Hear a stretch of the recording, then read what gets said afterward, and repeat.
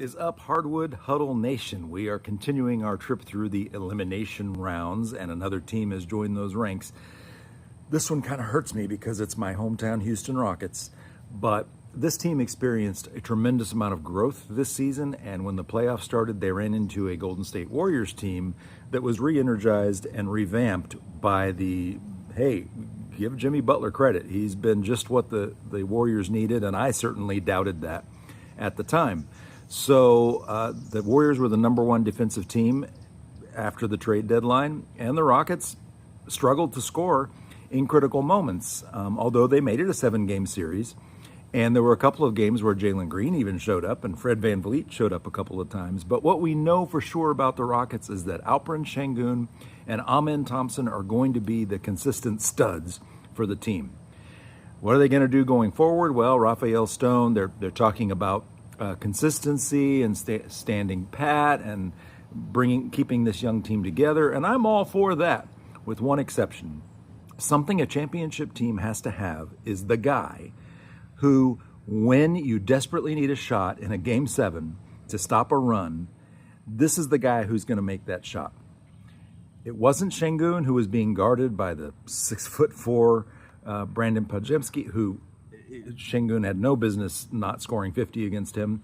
It was not Dillon Brooks, who seems to have been totally taken out of the series by Draymond Green, his tough talk or whatever. And Fred VanVleet, who I think is a great backup point guard on a championship team, as he's already been, really doesn't make great decisions down the stretch when the game is close most of the time. The answer is it's got to be the 2-guard. I don't believe that's going to be Jalen Green, and I'll tell you why. I've worked with Kobe Bryant, I've worked with Dwayne Wade, I've worked with Manu Ginobili, guys who were absolutely devastatingly good in the closing minutes, and they would close out a game. The Rockets simply don't have that player. And I don't believe Jalen Green's going to grow into it because he doesn't have what I would call the Mamba mentality. He doesn't have that takeover mentality, and you can see it in his eyes when the game is going on. First of all, he gets completely disinvolved in the game. Yes, the Warriors were playing good defense. Sure.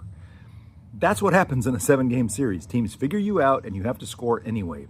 We saw the Warriors do it. Steph Curry, that's great. You can stop him a couple of times. But when you need the game, you can't stop Steph Curry. He's going to pull up from 5 feet behind the three-point line and drill a shot. That's what the Rockets need. Where can they find it this offseason? Well, they sure do have a lot of young talent, some of it not even getting minutes, like Cam Whitmore, for example. They also have a million draft picks, and they might even, depending on where this Phoenix Suns draft pick lies, they may even have a lottery pick. So you could take your lottery pick and a couple of their young players, and including Jalen Green, and trade him to, say, Phoenix, not for Kevin Durant, but for Devin Booker. That's the one piece the Rockets could use that would put them over the top. Could they be over the top anyway next season by mostly standing pat? It's possible. They were the #2 seed this year. I just don't think, without that last piece, that go-to guy, I just don't think they get there. My name is Bill Ingram, always on the Hardwood Huddle, usually with Randy Zelia from backsportspage.com. You can find me on social media at The Rocket Guy.